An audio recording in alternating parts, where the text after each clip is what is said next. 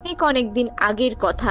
এক রাজা একদিন দরবারে বসে গভীর চিন্তায় ডুবে গেলেন। তিনি ভাবলেন, আমি মরার পরে কি হবে? কবরের ভিতর মানুষের কি অবস্থা হয়? দরবারের জ্ঞানীরা, সৈন্যরা এবং মন্ত্রী কেউ সঠিক করে কিছু বলতে পারল না। তখন রাজা ঘোষণা দিলেন, কেউ এক রাত কবরের ভেতরে কাটিয়ে ফিরে এসে মৃত্যুর অভিজ্ঞতা বলতে পারে, আমি তাকে 5,000 স্বর্ণ মুদ্রা দিব। ঘোষণা ছড়িয়ে পড়ল সারা রাজ্যে, কিন্তু কেউই সাহস করলো না। সবাই বলল, জীবনটাই তো সবচেয়ে বড়, সোনার মুদ্রা দিয়ে জীবন কেনা যায় না। এই সময় হাজির হলো এক কৃপণ ধনী লোক। তার প্রচুর সম্পদ, কিন্তু দান ধর্মে সে শূন্য। সে ভাবলো, আমি তো কোটিপতি, 500 সোনার মুদ্রা হাতছাড়া কেন করব? আর রাজাকে গিয়ে বলল, আমি রাজি আছি, আমি কবরের ভেতর রাত কাটাবো।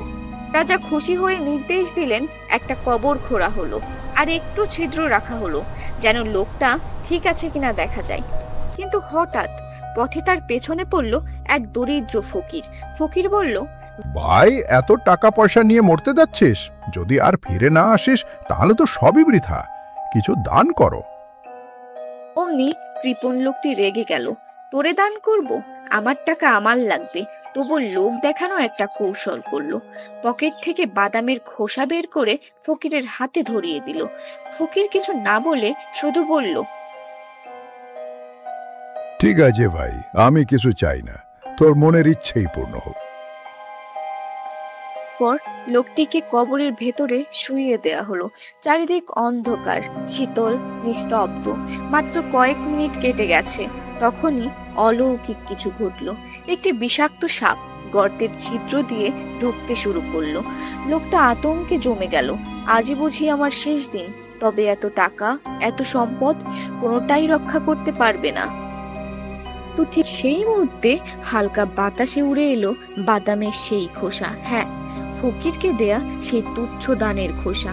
আর সেই খোসা গিয়ে গর্তের ছিদ্রটি আটকে দিল। সাপ আর ঢুকতে পারল না। লোকটি বেঁচে গেল। অলৌকিক ঘটনা তার ভেতরটা কাঁপিয়ে দিল। আর সে এক মুহূর্ত না থেকে গর্ত থেকে বেরিয়ে দৌড় লাগালো। সোজা গিয়ে পৌঁছালো নিজের বাড়িতে। তারপর যা করলো তাতে পুরো রাজ্য স্তব্ধ। সে তার সব সম্পদ গরিবদের দান করে দিল, একটা টাকাও নিজের জন্য রাখলো না। আর চোখে জল। লোকে জিজ্ঞেস করলো, তুই এত টাকা বিলিয়ে দিলি কেন রে? সে হাসি মুখে বলল, যদি এক মুঠো বাদামের খোসাও জীবনের জন্য কাজে আসে, তাহলে বুঝে নিতে হবে দানই সবার ওপরে। জীবনের শেষে কেবল সৎ কর্মই সাথে যায়, ধন নয়।